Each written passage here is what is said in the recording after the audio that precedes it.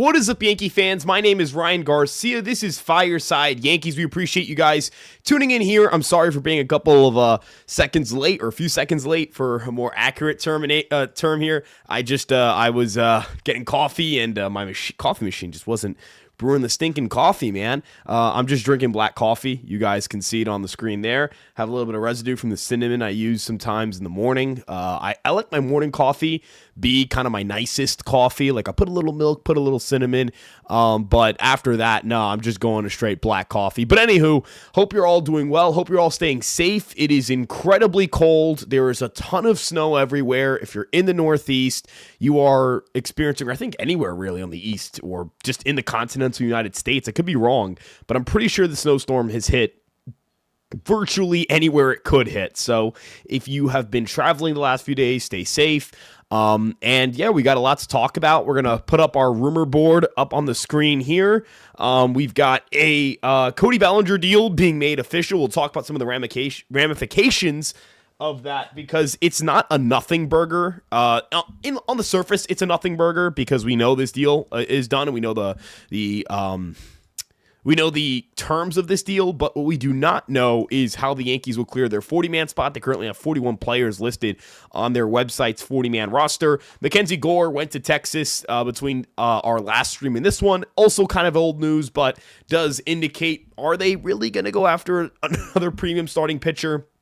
And Carlos Rodon is throwing. He provided an update to Foul Territory at the Baseball Writers Gala, where Aaron Judge was presented as MVP alongside Shohei Ohtani. Tarek Skubal was presented as Cy Young, Skeens, the whole works on the main awards. So we'll talk about all that and more. And if you're here saying what's up, we really appreciate you being here. Again, my name is Ryan Garcia. This is Fireside Yankees. If this is your first time here watching our streams, I usually do these streams on Tuesdays and Thursdays, but I'm shifting them to Mondays and Wednesdays. I apologize for the last second schedule change. I just realized with my school schedule, there are a couple things we had to tweak with the school schedule. And because of that, I had to make adjustments. So I had to make adjustments. I had to, obviously I wasn't going to compromise my school schedule given how late I was in the, schedule portion of things. I couldn't really I didn't have a lot of flexibility. I was going to put school over, when I picked my schedule streams, so I apologize. It's how it has to be for now. I only have a few more semesters left, and then I'll hopefully graduate. But let's shout out everybody here in the chat. I've been, rambling for a bit. We can focus on you guys now. Marvin says, "What's up?" Rich, Brian Bashman, Miguel, Zachary, my guy. Jack LV, he's in Las Vegas. He's talking about the great weather they're dealing with. Yanks lover, Jacob Dahl, Rocky Rivera, Ryan Beck, my man. So yeah, I'm really, really excited. I'm really excited to talk about what's going on. Ryan Beck, not familiar with the program. You got the silly Uncle Sam hat. I do not have an Uncle Sam hat, unfortunately. Well, I don't know if the word's unfortunate. I don't know if the word's unfortunate there. But Rocky Rivera, do you meet up with fans at Yankee Stadium? So the cool thing is that we'll have a couple of things we're announcing over the next week or so where this is potentially something that gets addressed. I can't reveal much more than that, but there is some cool stuff going on here. Yassine saying, "What's up?" Yo, what's up, Yassine? Hope you're doing well. Appreciate you guys spending this cold, frigid Monday morning with us here on the Fireside Yankees podcast. Again, like, subscribe, turn on that notification bell. Steve how we doing? So let's talk about the Cody Bellinger deal being made official first, because while I understand, again, it's very, very, very, very easy to just look at that notification and go, who cares? This is stupid. No one cares about this conversation. Well, the New York Yankees having an extra 40-man spot could be the biggest nothing burger of all time. Like, they could just DFA somebody off the 40-man and it ends up not being significant. But I do think it's curious that they currently have 41 people on that 40-man roster. Like, what is their what's going on there? But I might have just said Monday morning. I meant to say Monday evening. But I'm tweeting out the link right now, and then we'll just keep going. So, look, the Yankees currently have 41 players on their 40-man roster. They obviously have to address that. You can't have 41 players on a 40-man roster. They could, again, just go out and designate somebody for assignment. That really wouldn't be that crazy. Like, that isn't something I personally would be shocked by. I believe it's the most likely outcome. But with that being said, I do think it's curious that they do have to make a move. They have to do something. They're going to have to do something, whether it's minor, DFA, or trading players on their 40-man roster. We've already talked a good bit about Jason and Spencer Jones. And I know that, Brian Bashman's talked about this before, where there's a credible argument to be made that a young player like Jason Dominguez has tons of upside, and you shouldn't pass on that upside. Even if you are low on the player, the Yankees should honor their initial investment prospect-wise in the player and believe that this guy is going to still produce. And there is also a credible argument to be made, hey, the New York Yankees are going to have games for him to play. There is a healthy amount of injury risk with Giancarlo Stanton. There's a healthy amount of injury risk even with Cody Bellinger. Aaron Judge is somebody you could potentially push into a DH spot at times to keep him healthy. There is a healthy amount of plate appearances to go around for another outfield type. My personal concern here is that when you look at the Yankees and when you look at their outfield, I'm not particularly enamored with the idea of that fill-in player being someone who can't hit lefties. The Yankees already have enough lineup deficiencies against lefties, in my opinion. I believe they need to get another guy who can hit righties in that outfield. I think that would benefit them greatly. I don't believe Jason Dominguez should stop the Yankees from doing that, and I don't believe Jason Dominguez would benefit from being in AAA either. You're not going to face enough lefties down there for it to be significant, and I don't think it's worth the potential confidence hit it could give him. And I wouldn't be stunned if, I'm not saying that he's mentally weak or whatever. I understand if there would be a confidence hit going from the major leagues to AAA, but given the Yankee roster and given what I think there is a need to have a right-handed player who can play the outfield or catch, I don't think Jason's a more important player than that to this roster. But again, injuries open up, things open up for this player to have reps. But, with Cody Bellinger back, it sets their outfield. We're aware of that. Bellinger was very productive for them last year. Their projected lineup on the screen here. He obviously had a great year for the Yankees, but now that Bellinger's back, it goes Trent Grisham, Aaron Judge, Ben Rice, Giancarlo Stanton, Jazz Chisholm, Ryan McMahon, Jose Caballero, and Austin Wells. That's according to Fangraphs roster resource, which, you can just go check it out publicly, and it'll have the lineup that they use. I'm just using the order they use because at this point, I think making my own input on what I think the lineup should be, that's a different conversation. That should just be its own lineup or own video article, whatever it may be. But Cody Bellinger, a big part of what the Yankees did last year, put up incredible stats for the Yankees, hit 29 home runs, played elite defense in the corner outfield. If you're a Yankee fan, you were very happy with what he did for you last year. The question, of course, being, can he follow that up this year? I'm pretty confident he can be a positive contributor for the New York Yankees, and I'm pretty confident that positive contribution is going to be worth that $30+ million price tag, at least for 2026. I'm not too sure about the years after. That's really where my concern is, the years following the 2026 or, more honestly, the 2027 season. But Bellinger is still a productive player the Yankees are happy to have back. It's just a matter of A, what is the next move? And B, what does it mean for Jason Dominguez? Because Jason Dominguez is a poor defensive player, but he also brings a positive offensive ability, a positive offensive upside, really good base running abilities. Jason's one of the best base runners the Yankees have had in quite some time. I personally believe that he's I think he's a really, really, really good base runner. I've for all of my criticisms of his glove, I think he's ridiculous on the bases. He maximizes all the sprint speed. I think he'd be an excellent base runner, full season, short season, pinch runner, whatever it may be. He's going to be a threat. He takes extra bases. He's not just a guy who steals. Obviously, the power upside, the power speed combination is pretty rare for a player like that. You don't see a lot of guys who move as well as he does while having as much raw power as he does. But I don't know if, I just don't know if the defensive gains are ever really going to be there. And I don't think those defensive gains are going to warrant pushing somebody else out of the lineup who's currently there in the outfield. The other thing that I think is pretty telling is Giancarlo Stanton's contract isn't up for another 2 years. the New York Yankees have signed 2 corner outfielders in the last 4 years to a 9-figure deal. Judge still has about 6 years remaining on his deal, and Bellinger now has 5 years remaining on his deal. These are not players who are going to be moving out of the corner outfield in the next year or so because of Stanton being under contract and probably being good enough to remain on the team for the next 2 years, at least for this year. Where's the roster spot for Jason? And am I going to push Judge to DH, put Jason in the outfield? I don't think I'm doing that. I think Judge is still a very good defensive right fielder, and I don't think I'd want a DH type to not be a great hitter, so I can't consider Jason a DH, especially considering the fact that the Yankees are like a team, again, that they struggle against lefties. They have a good amount of lefties in that starting lineup. So I'm not sure there's really a path there. And that's the worry for me.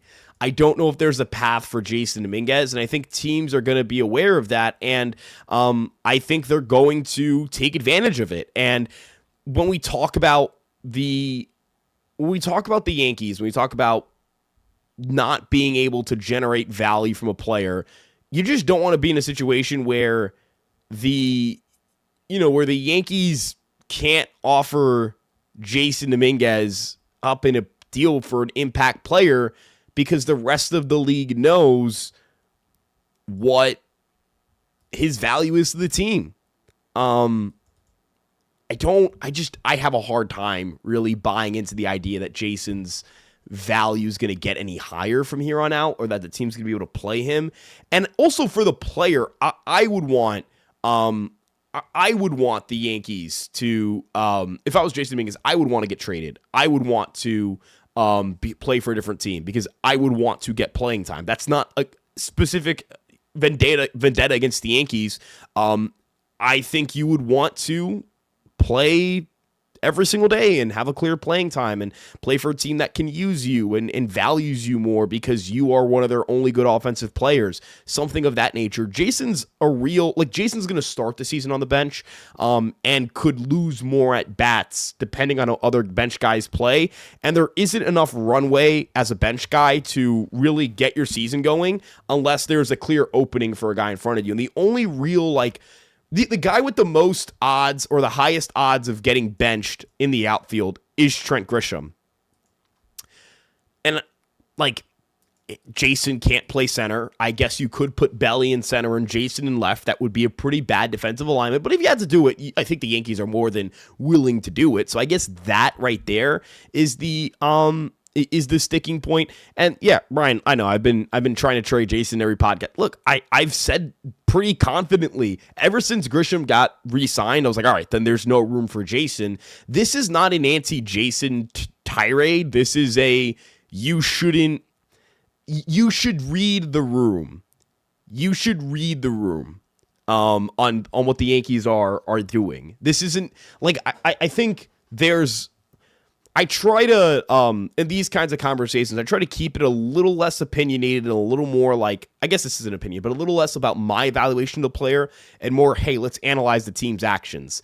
They handed out $55-ish million to not play Jason Dominguez in 2026 as an everyday starter.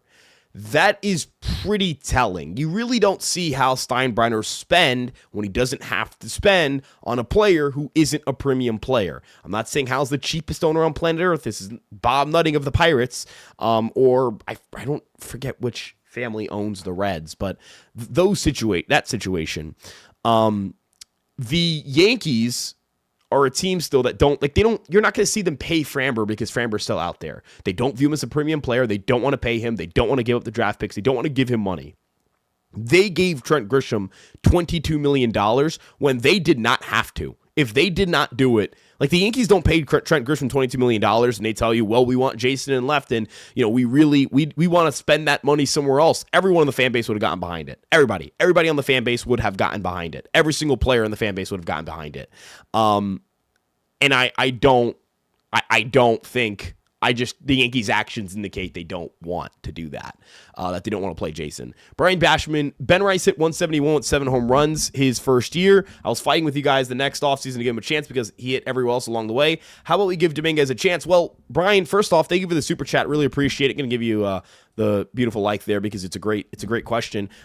The one thing I'll say when it comes to Ben Rice is that I believed in Ben Rice to be that team's first base / DH type, and Paul Goldschmidt got a 1-year contract. So I do think there's a little bit of a difference in the way the Yankees are operating and the way they operated around Ben Rice and the way they operated around Jason Dominguez. Ben Rice's KPIs, his key performance indicators, were unbelievable, and the Yankees only paid a 38-year-old first baseman on a 1-year deal. And I know they had interest in Christian Walker. That would have been on a 2-year deal with an option. The Yankees did consider trading Ben Rice in a Kyle Tucker deal. I don't believe they were set on that, but they were considering it. He was someone they were open to dealing. So I guess you could argue that their actions didn't indicate they believed Ben Rice would be a home run star, but I know their actions and their internal belief during that offseason was very different than their actions and belief around Jason Dominguez this offseason. I don't think they think Jason sucks. I just think that they believe they're better off with Grisham and Bellinger, and that's not a great sign for Dominguez's long-term future on the roster. Jason has been someone they've been shopping on the market for a bit now, and then for Ben Rice, again, like the KPIs were just so good with Ben Rice. His KPIs were insane. I don't think it's a really comparable situation because first base was weaker than the outfield. The Yankees did less to address first base than they've done with this outfield, and they've specifically locked up their corner outfield. They did not choose to they chose to lock up their corner outfield. I don't think the Grisham Dominguez thing is the same as the Rice Goldschmidt situation. Paul Goldschmidt, it was well understood that Paul Goldschmidt had real collapse risk. He was coming off of a poor season in 2024. He was an aging player. He cost less money. Ben Rice and Goldschmidt worked beautifully in a platoon situation. If Paul Goldschmidt did not work well, Ben Rice could immediately step up. There is not a clean lane for Dominguez to play on the New York Yankees in tandem with Trent Grisham. There's not a clean, like it's either or for Grisham and Dominguez. You're not going to see Trent Grisham play against lefties and Jason Dominguez play against righties. You're not going to see Jason Dominguez play against lefties and Grisham play against righties. You're not going to see the Yankees willingly put Jason Dominguez in left field whenever they count their season on the line. And no, they gave him that QO with the intent of not with whether they expected him to accept it or not, we can't prove, but they offered him that with the belief that if he were to accept it, they would be getting a player back on a contract they liked. That's why you make an offer. I said during like the Bellinger stuff, like they should make an offer that Framber wouldn't accept to Framber just to scare Boris. It's not because you don't want him to accept that. It's because you don't believe that the player will accept that. And you believe if you make the offer and the player takes it, that you win the deal. I don't think the QO is an insultingly low offer for Trent Grisham, but I do believe that they liked the idea of paying him on a 1-year deal, and I believe they went into this offseason with the full intent to acquire 2 outfielders, and they might acquire a third. I personally think Trent Grisham was always going to perform well, always going to be someone the Yankees hope to have back if he, I'm going to reiterate.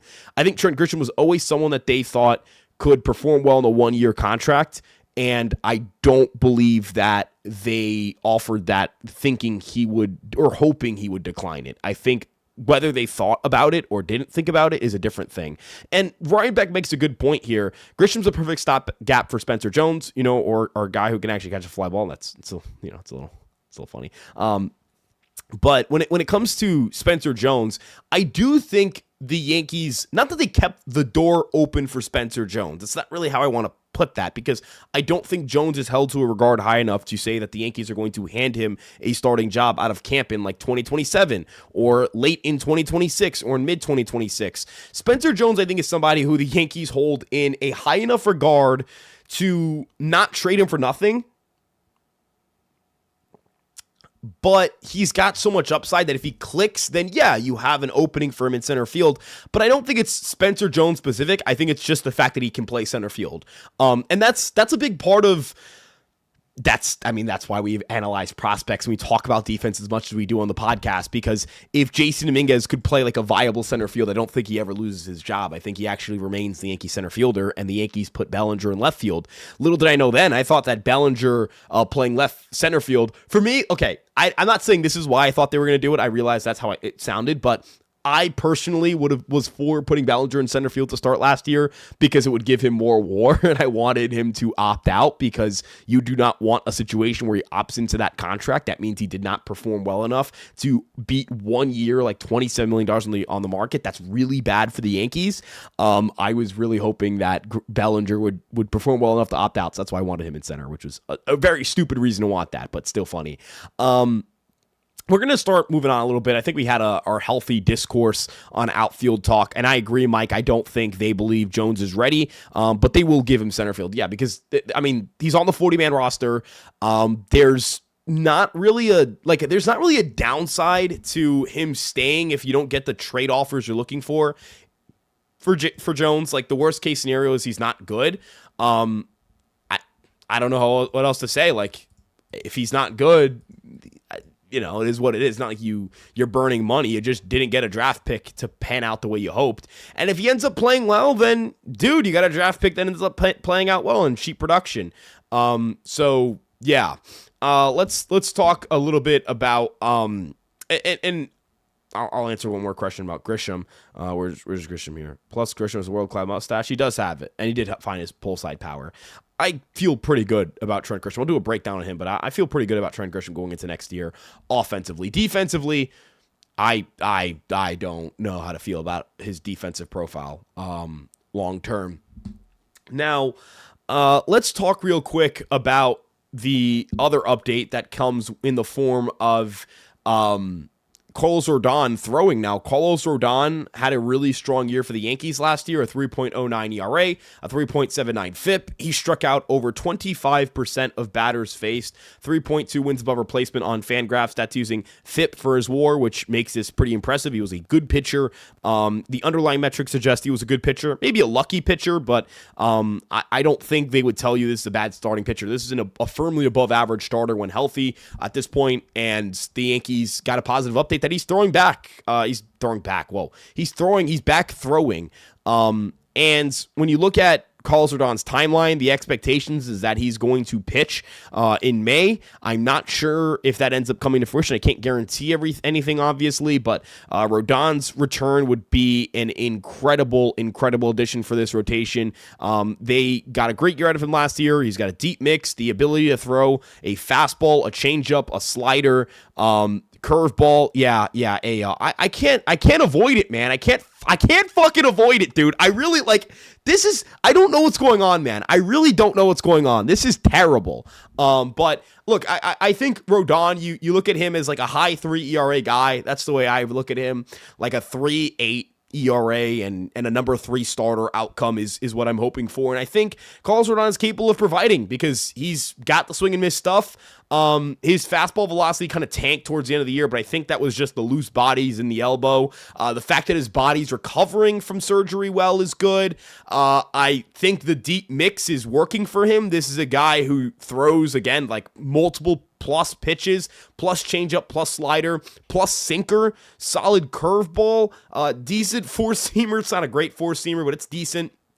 I mean, again, I'm cautiously optimistic that Carlos Rodon is going to make a playoff start for you in 2026, and I believe he's capable of doing it. I have my natural reservation about relying on him to come back. I have my natural reservation about any of those things, but if he's pitching in game 3 for you, you probably have a really good rotation, or maybe one that has a bunch of bad starters and Rodon's the third bad starter. I don't know, but I mean, more likely than not, it's because he's a good starter. So, is Judge Yield? Yeah, there's been no reports that he had off-season surgery or that he has had an issue with his elbow. So I would assume he is healed.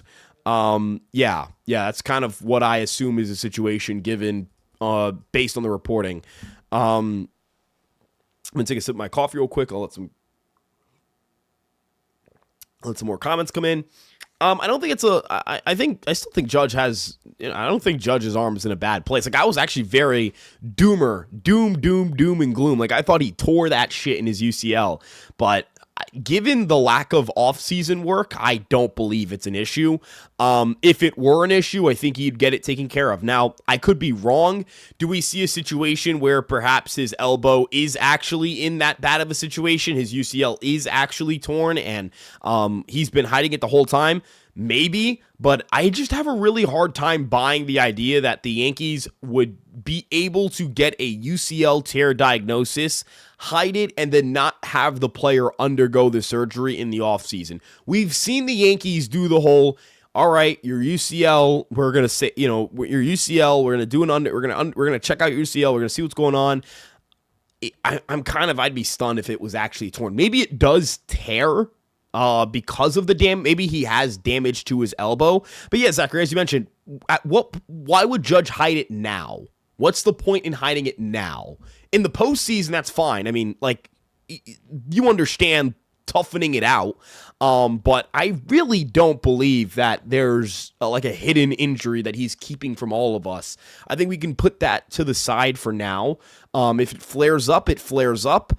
And yeah, if Judge had a bad, if he had a bad UCL, I don't think he'd be playing in the WBC either. And I personally don't think the Yankees would even allow it. I think the Yankees would be, because a team can deny your ability to play. They are your employer at the end of the day. It's kind of like, it's with anything. They're your employer. They can do whatever they want with you when it comes to like your ability to play in the WBC or not. If the Yankees tell Judge like you are withdrawing from the tournament, he would have to withdraw. So there's all that.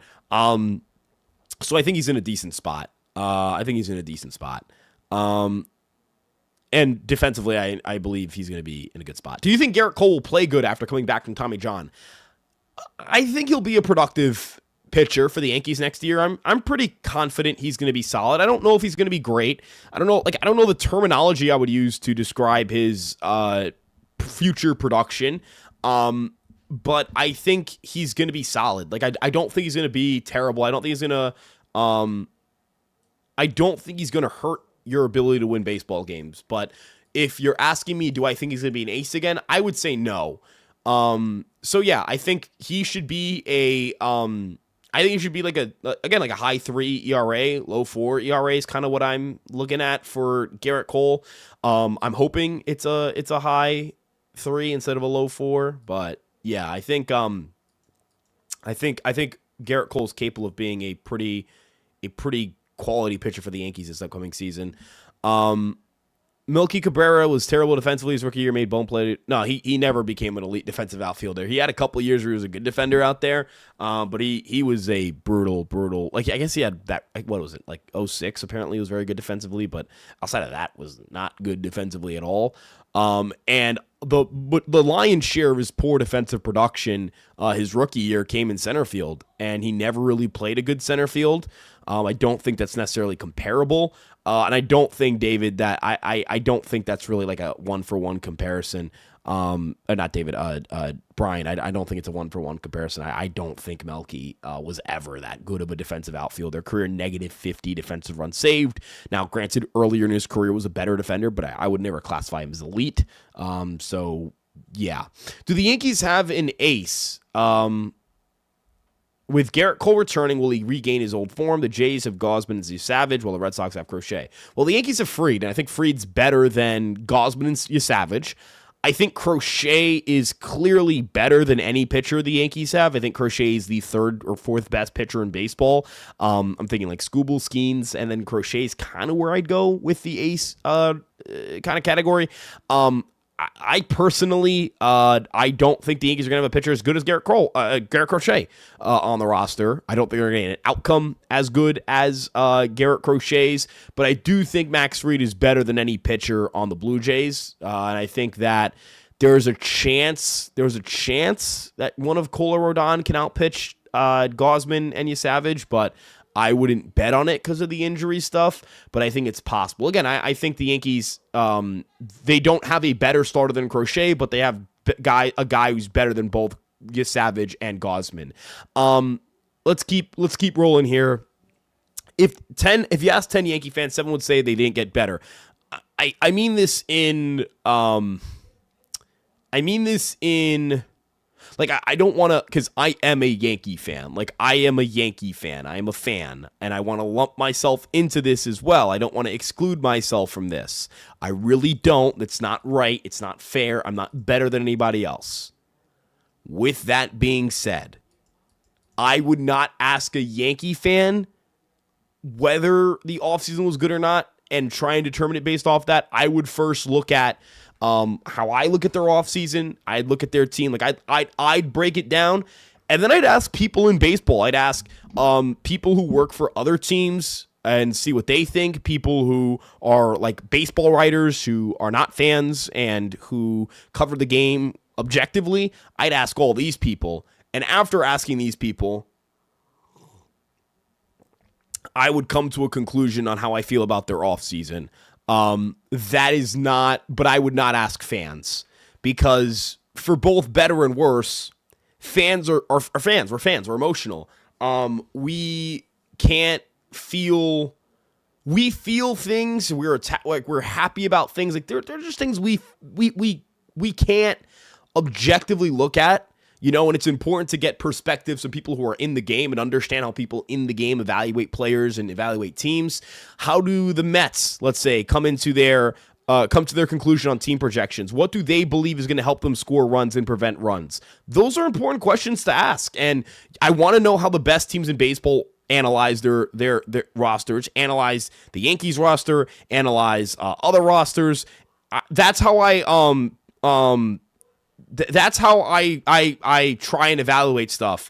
And I think at the end of the day, like, it's really hard for me to sit here and give you guys like a finite answer on what, like, I think the Yankees didn't get quote unquote better from 94 wins. I don't think they're going to win 94 games as their median outcome, but I do think it's possible for them to be better in 2026 than they were in 2025. And the reason I say that is because if you look at how the 2025 Yankees were projected to perform going into 2026, or going into 2025 in spring training, they were not projected to win 94 games. They were projected to win like 87-ish, 88-ish. I think the median was like 88 to 89 on the high end, 86 to 87 on the lower end. And they won 94 games. And that's because Fried was better than we thought. And I don't know if the word's better than we thought. Rodon was better than we thought. Schlittler was better than we thought. Warren made 33 starts. Rice was better than we thought. Bellinger was better than we thought. Grisham was better than we thought. So I think it's a little bit, it's hard because you have to, like, these, a lot of the way we understand roster construction is not the way that teams look at roster construction. So that's why when we have the conversation of whether they get better or not, I simply don't think it's as easy as, well, they ran back the same team. They ran back the same team. They have the exact same group they had last year. This is terrible for the roster. They liked last year's team. Whether they should or should not have liked last year's team is your opinion. I don't think it's wrong to have the opinion that, like, I don't think it's wrong to have a dissenting opinion, or not dissenting, what's the word I'm looking for? A pessimistic opinion on the New York Yankees. But I do think we should be curious and ask the questions of why the Yankees do what they do, and not try and like write that story without the information. So, yeah. Who wouldn't want Yordan Alvarez? We all want Yordan Alvarez. I don't think the Yankees don't want Yordan. I don't think anyone's getting Yordan. Let's see. Sorry, guys. Apologies. Geraldo Perdomo is worth the farm. He sure is. That's why he's not getting traded. Yankees' team is last year not good enough. Can't put the ball in play. Strike out too much. BP sucks. Look, the bullpen. Actually, I think the bullpen's a really, really good way to use the conversation that you can't really, like, not that you can't analyze a team before the year, like, you can project and have expectations, but you can't just determine, all right, I don't think this is good, so they are going to be bad, or this is going to be bad because I personally believe it.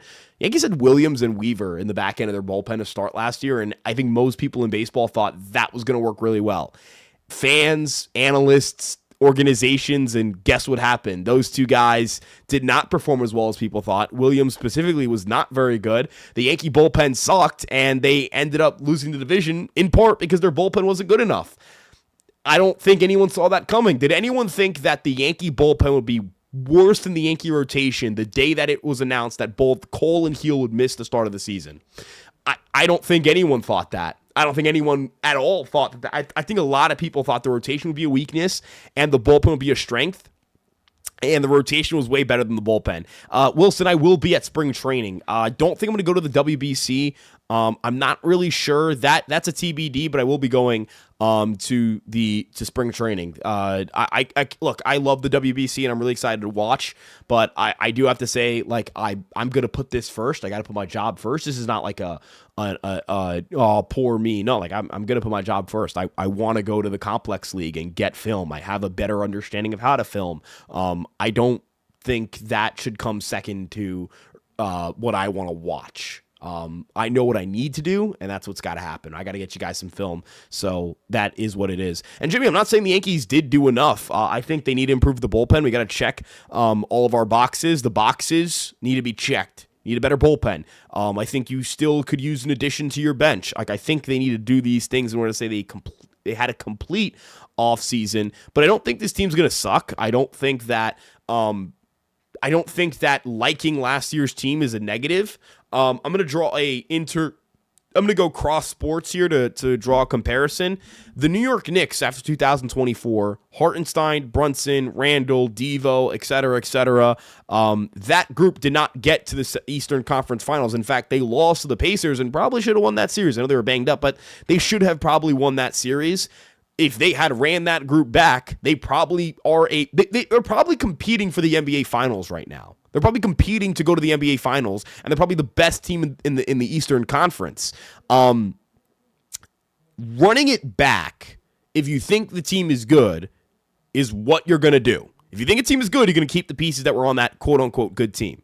Whether you think that team was actually good or not is neither here nor there. There is pretty strong statistical evidence to say, hey, that team was a good team. They got beat in the ALDS. Anything can happen in a 4-game series. I'll point to a variety of ALDS matchups and say, hey, this went a way that nobody expected. That went a way that nobody expected. And teams could panic or teams could do X, Y, and Z. And it is what it is. It's a 4-game series. It's 4 games. Anything can happen in 4 games. I really hate using that logic because I think it is it's hard to say, like, how do I put this? It's hard to have the conversation about the American League Division Series because we would all agree it was embarrassing for the New York Yankees. But if you make every decision based on emotion, like, I felt embarrassed, therefore I'm going to overreact and I'm going to make baseball decisions based on my emotions, based on how I feel and not based on analysis, we end up in a bad situation with roster construction.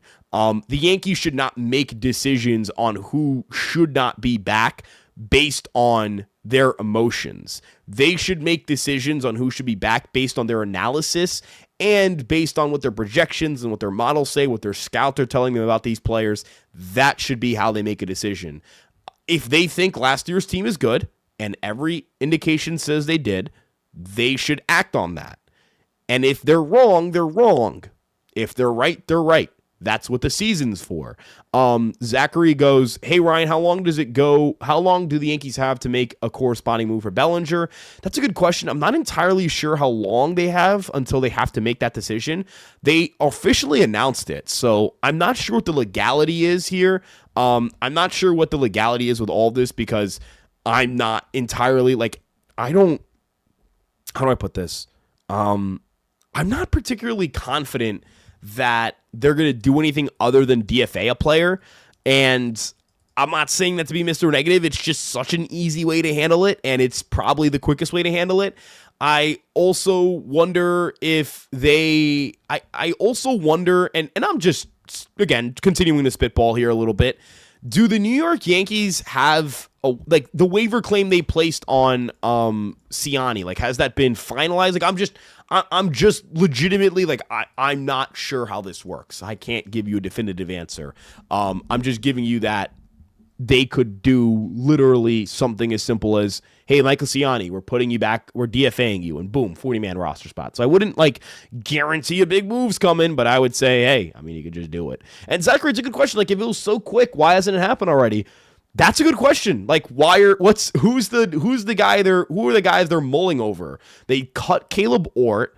Trying to think of their other waiver claims. They claimed Luciano. They claimed Ciani. In theory, you would think one of those two guys is getting the axe. They already axed Ort.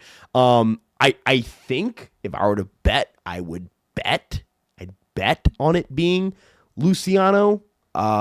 Just thinking off the top of my head, Luciano doesn't have a minor league option, so that just is the logical one. Ciani has minor league options, so you could keep him in your organization. So me personally, I would just keep him because he has options, and I personally think that you should keep players who have minor league options. Brandon Shoemaker, I forgot about Brandon Shoemaker. He's out of options. They could cut him too. So they have two methods.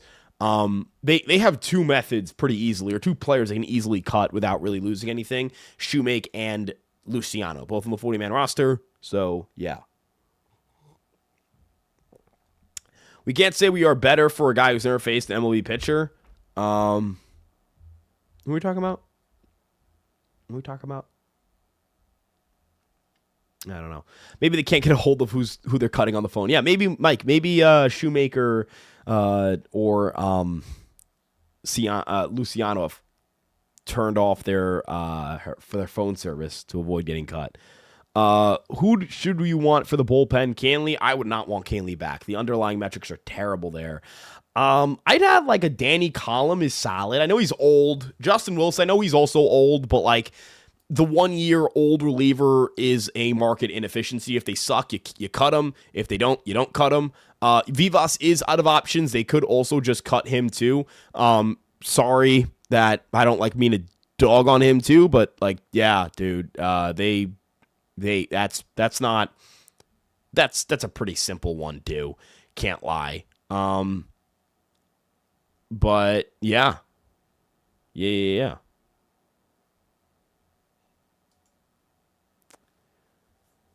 Would you take a flyer on Eugenio Suarez? No.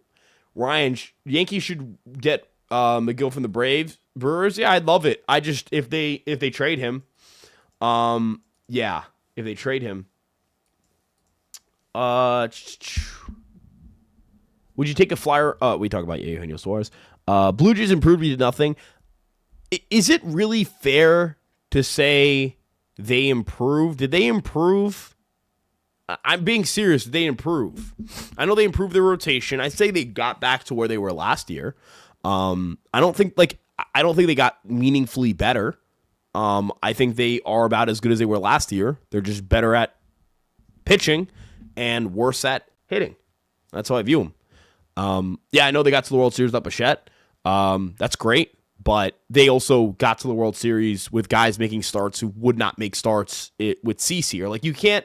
I think a lot of Yankee fans do this where they'll just pick and choose arguments that are far more favorable for their rivals that they would never make for the Yankees.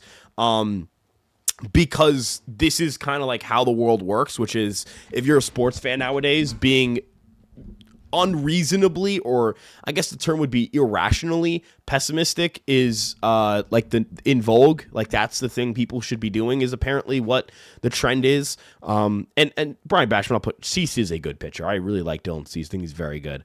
I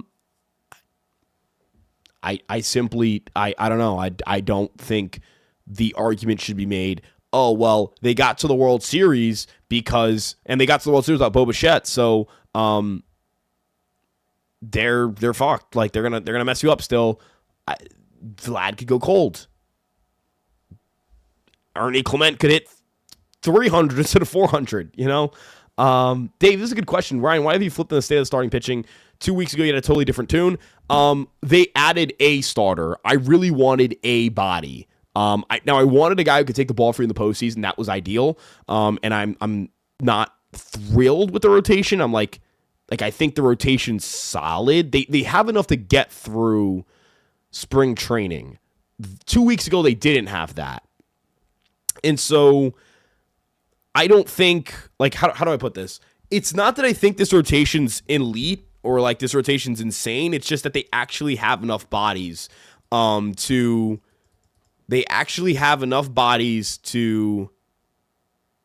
go through. They have enough bodies to go through the season. That's something they didn't have before they traded for Weathers. And I understand like Ryan Weathers. Ryan Weathers is like not really a needle mover, and I don't think he's necessarily a needle mover, but I do think he's a quality starting pitcher. And I think some of his health issues are a little bit overstated. He's usually around the 100 inning threshold. He just it wasn't this past year. Again, it's more of my biggest issue with the rotation was that they didn't have enough bodies to get through spring, in my opinion. Now they have enough bodies to get through spring. I would like them to add a couple of more, whether it's a minor league free agent signing, maybe another trade. I'd like to see another like guy walk through that door, but it's not someone who has to be better than their current starting five. I just want depth. They have more depth. That's really the TLDR on why my tune has changed from not World Series caliber depth to all right, yeah, they have enough. Like they can get through it. They can get through spring. Yeah. It's more of like where we started and where we are, not as much, oh my God, this staff's so good. It's more like, okay, all right. Went from like, I really didn't like this rotation too. Okay. Right. Like, all right. Let's see what else. There's a good question from Blaze. I wanted to answer this one because I thought it was an important question given the conversation. The Jays have an elite hitting coach in Popkins while Rosen's more average. Do you think it's evident in the postseason? The New York Yankees hit very well in the 2024 postseason, and then they didn't hit very well in the 2025 postseason. They actually, well, let me clarify. Actually, the New York Yankees in the 2025 postseason had the second highest batting average, the fourth highest OPS, and the fourth highest WRC plus among any team in the postseason this past year. In 2024, they were third in OPS, first in WRC plus. They didn't hit for a high average, or 6th out of 12 teams. They were mediocre in batting average that year. But in on-base percentage, they were second. And in slugging percentage, they were fourth. So they did get on base a lot. Their strikeout to walk rate was the best in the postseason among offenses. I don't think James Rousing can't game plan in the postseason. I just think they didn't hit for 7 games. I don't really think we should be in a situation. We should be looking at this from the lens of the offense. There's something systemically wrong because of 7 games. Now, if we had gone through a second consecutive postseason of really, really bad, really bad offense and inconsistent regular season offense and poor offense against playoff teams consistently, like that would definitely make me sit back and go, okay, they have a hitting coach issue. I don't think they have that. I think they've brought in a notable amount of veteran talent who has improved with the Yankees. Bellinger, Grisham, Jazz have all improved with the Yankees in their in working with Rousing. That's important to me. And so, yeah, I don't think there's necessarily like a hitting coach issue or hitting coach gap. I think Popkins is a very good hitting coach. He's very good at his job. I don't think that should go under the radar.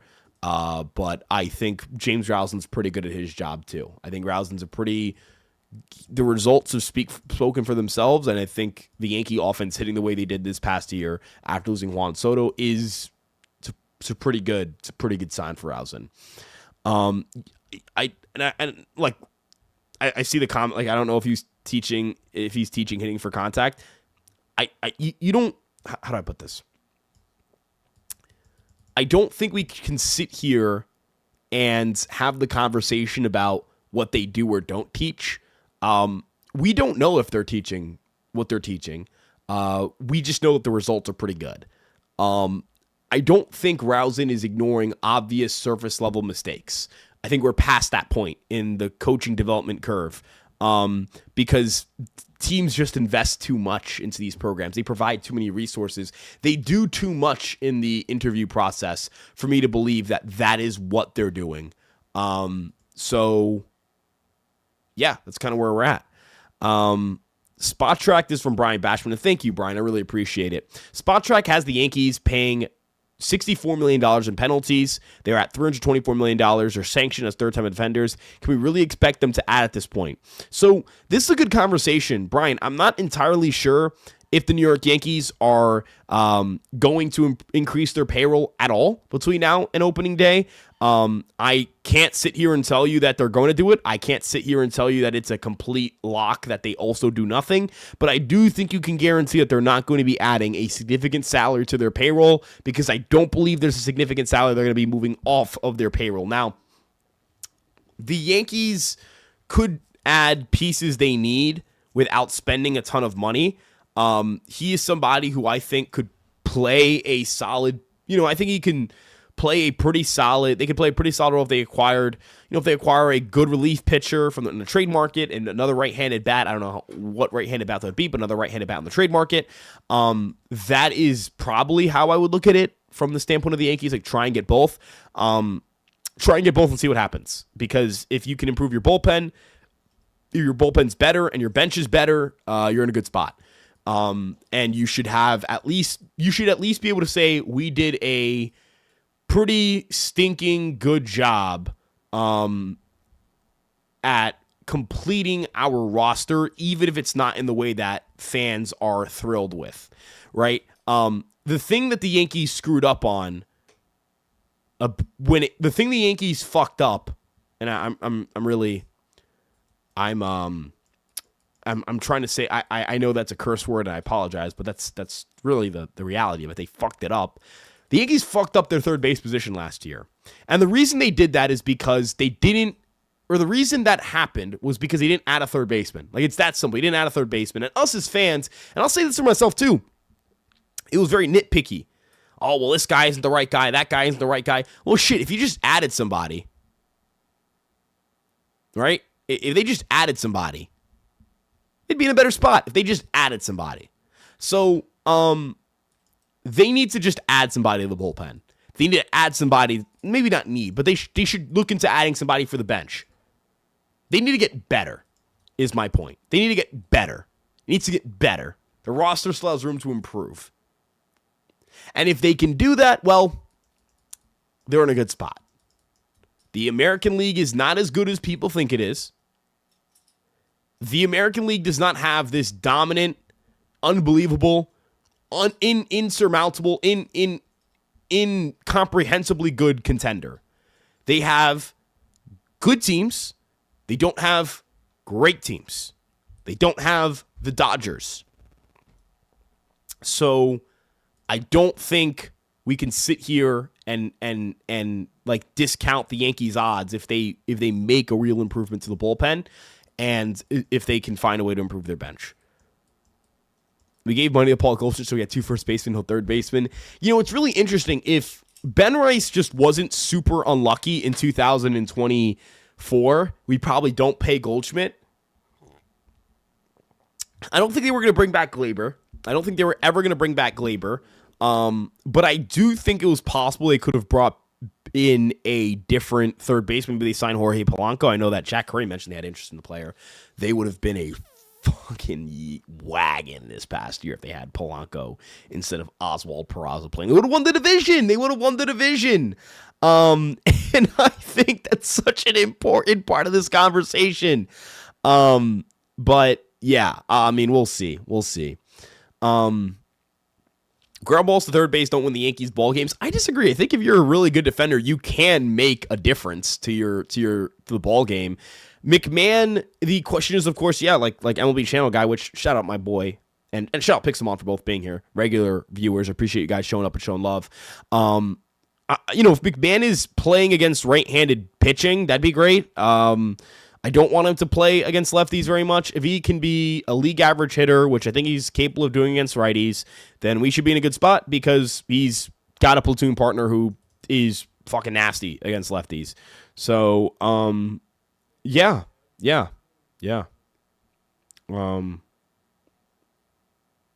Let's see what else we got. The Mets took every free agent we're excited about. Let's just be honest. I was not excited. I did not want Bo Bichette at all. I did not want Bo Bichette at all. Did the Yankees re-sign Austin Slater as a last resort? Honest to God, dude, like, if it's a minor league contract, I would take it. Like, I'd do it tomorrow. Like, why not? You take a flyer at the guy at the deadline. Why not? Like, does one injury change your entire view of the player? Probably not. I would be okay with it. I'd be okay with it. I'd be totally okay with it. That's kind of where I'm at. Don't sleep on Cleveland next year. They're always scrappy and can beat us in every given series. There is no... I have zero fear of the Cleveland Guardians. Cleveland stinks. I didn't want Bichette because he'd be their standalone signing, and I don't believe he's a shortstop. He is as Mike D mentioned, the Mets they blew up their team. The Mets exchanged a good chunk of returning talent for new talent, which I'm not saying is a bad thing. I like the Mets offseason. I really like the Mets offseason. No, they did not re-sign Slater. I'm saying they should if he's a minor league deal. Like, why not? Like, it's cheap. It doesn't impact your payroll. It doesn't even impact the 40-man. I'd be okay with that.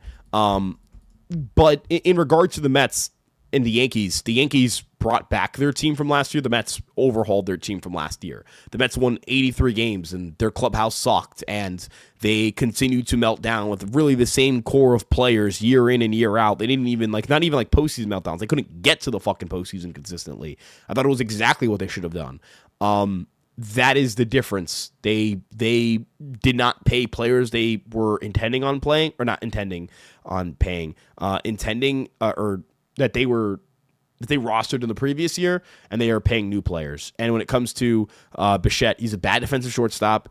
You'd have to find a way to move McMahon, and that's difficult to do in the trade market, or you'd have to go out of there and trade Jazz, who I don't think is a downgrade from Bo. I think it's a downgrade going from Bo to Jazz. So that's kind of where I'm at. As a Yankees fan, I don't see where the Yankees did that much. The Blue Jays are the team to beat. The Red Sox are good, and the Orioles improved a lot. The Yankees didn't do a lot, but I don't think... The Orioles clearly did a lot, but I don't think anybody in the AL East outside of the Orioles did enough for me to go, wow, they really separated themselves. A lot of these teams got better, but not by much. Some of these teams might have lateraled. The Yankees might have lateraled. We'll see. Yeah, I give them their preps. I think they rebounded. I actually thought they did a great job this winter. I wouldn't mind Didi Gregorius for 1 year's Yankees legend. Oh my God, dude, that's hilarious. That's hilarious. It's hilarious. Tears. Nick Torres. I got a Nick Torres question. Nick Torres, I think, is going to actually get a real shot to play for this team next year. And the reason I say that isn't even Nick Torres hype. I don't know. There's just a feeling I have that he's going to get real reps to play this year. I mean, the feeling is that he's right-handed. That's really it. He's right-handed, and he's a right-handed bat, and he plays multiple positions. He plays some left field. He plays some right field. He plays some first base. It would be pretty funny if he made the team to start the year. I actually think he'll have a chance. I actually think he has a chance. I think he has a real chance of making this team. If Scooble repeats as a Cy Young, are you willing to break their pitcher AV record? I'm already willing to do that. If he wins another Cy Young, hell yeah. He's our new JC Escara and Jemai. And you know what? If we fucking kept Jemai Jones for one more year, he would have been sick, man. God, man. I mean, I can't believe that dude just bashed the way he did for the Tigers. Nick Torres is some Mexican League MVP who the Yankees signed to a minor league contract I think a couple months ago, right? Because I'm telling you right now, Brendan Donovan makes the Red Sox better than us. Yeah, make them better. Don't know if they're better than us, but makes them a better team. Yeah. I think if they do it though, what does it take to get him? So that's kind of my question too. The new Pablo Reyes, God, Pablo Reyes blue chunks. Pablo Reyes was turbo.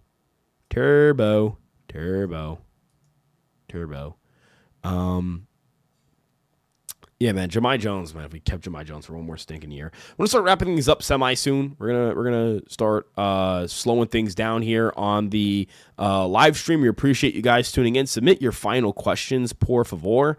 With that lineup, dude. Hold on, Jimmy. I love you, buddy. And I appreciate you being here. I appreciate you, my guy. I appreciate it, and commenting and being engaged. I really appreciate it. Dog, their lineup is Roman Anthony, Trevor Story. No, the Red Sox did not get Donovan. He's saying hypothetically if he does. Roman Anthony's great. Trevor Story is not a great player. Trevor Story hit 263, 308, 433, and he's their two-hitter. Jarren Duran is a good player. I don't like him personally, but he's a good player. He had a 774 OPS. He's hitting third. Wilson Contreras is good. Not great, but he's good. William Bray is a good hitter. Narvaez is a below-average hitter. Meyer this year was a below-average hitter. Gonzalez was a below-average hitter. Rafael was a below-average hitter. That bottom four is four below-average hitters. I guess Romy Gonzalez was above average this past year, but that's in a platoon role.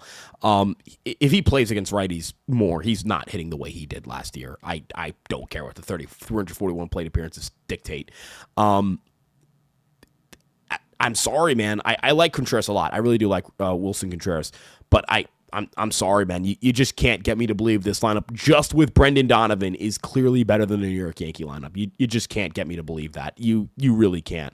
Are you high on Caden Kent and Core Jackson for prospects? I'm opting not to discuss Core Jackson for the things he did. I'm not going to rank him in my top 30. I'm just going to be transparent with you guys. I don't say that because I think I'm better than anybody, but I just don't believe I'm going to be touching that subject in a prospect write-up. For Caden Kent, he's versatile. He's got some solid batted ball data. I think he can be a pretty good prospect, but with all collegiate bats, first year is really important for them. He's got to perform that first year. If not, kind of gets a little bit scary, but there is some like rock ratio, pull fly ball, left-handed bat, Yankee Stadium type stuff there. And McMahon, Caballero, and Wells. Austin Wells had a higher OPS plus than Meyer, Rafaela, or WRC plus than Meyer, Rafaela, and had the same WRC plus as Narvaez. Wells is your third worst hitter in your lineup right now. We don't have a hitter as bad as Meyer in the lineup, probably. McMahon might be that, but McMahon's also in a platoon. I guess Meyer's also in a platoon. We also have Aaron Judge. Aaron Judge is the best fucking hitter in the world. Ben Rice is probably the second best hitter on this team. Jazz is probably the third best hitter on this Red Sox team. Bellinger is probably the third best hitter on this Red Sox team. Like the Yankees beat them in both top-end talent and middle-of-the-lineup talent. It's not really close. Like, this is not close. The Yankee lineup is currently notably better than the Red Sox lineup. Like the Yankees led baseball in runs scored last year. The Red Sox are running back really the same team minus Bregman, add Contreras, and they were not close to the Yankees in terms of runs scored, in terms of total offensive value, WRC plus, OPS, on base percentage, things of that nature. So yeah, let's trade for Devers. I don't think there's a spot to do that. Well, who's the new bat the Yankees should have added is kind of my question. Center field and left field. Who is like, what should that have been? Who should that have been? I think the answer is Kyle Tucker for left field. I also think it's fair to say they weren't going to do 4 for $240 for Tucker, and that the Dodgers were going to win that out if you were going band for band with them, because number one, they have more money than you, even though it's not something you should accept, I think. But number two, because I personally think that players want to go to the Dodgers. Like, I think if the Yankees offered the same amount, that wouldn't have happened. We're not getting Yordan, Uncle Ted. I'm sorry. I hate to do that to you. But yeah, like, who's the center fielder they should have gotten who was like a better offensive player than Grisham that went this winter? And I don't think the answer is Luis Robert if you want offense. If you want defense, an overall player, like, that's fine. If you want to say Byron Buxton, he hasn't been traded. Bichette is not Bichette doesn't play left field or center field for you. Nico Horner isn't getting traded. Donovan hasn't even gotten traded yet, so we can't say they could have gotten Brendan Donovan. Again, like, I don't know, like, who's the guy who provides an offensive upgrade over left field and center field, right? I think that's fair to say. Ryan Beck hot take. I would have rather had Bader than Trent. Scorching hot take. I'm not a Bader guy. I'm really not a Bader guy personally. I think he's a good player, but I don't think he made sense for this offense. It's me personally. Wonder who signs Arias. Strange player. I agree. I wonder who that happens. Dave Rice saying good night. Good night, man. I hope you have a good night. You're the best. You're the best, man. Appreciate you, dog. I have no high expectations for McMahon. Totally fair. The obvious spots are shortstop and third base, but who would you get? I think that like Amed is kind of addressing it because you can now put McMahon in the spot that he's most successful, and that's against righties, and eliminate the guys who he struggles against the most, which are lefties. No to masturbate. Okay. I wonder who signs are. Yeah, we talked about the Horizons. Honestly, I just didn't want to see Grisham of the year, and like I get that, but who's the better option? Like that's the question I'm going to ask. Give up Dominguez or Buxton? I don't think Dominguez is holding up a Buxton trade. Perdomo, LFG. I really wish we could trade for him, but that's not going to happen. Can Arias help this lineup be more contact oriented? He doesn't have a position to play. He's not a good defender anywhere, and he's not an upgrade anywhere, in my opinion. But I mean, if he was a good defensive. If he was a good defensive, like, middle infielder, right? Like, sure. He could play third base or shortstop reliably, sure, but he can't really do that. Yeah.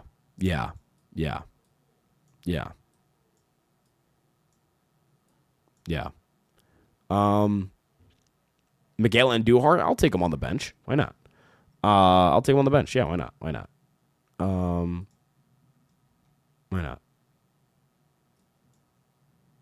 Sucks that Aaron won't be getting a ring again, then the lockout. You don't know that they're not going to get a ring again. You really don't.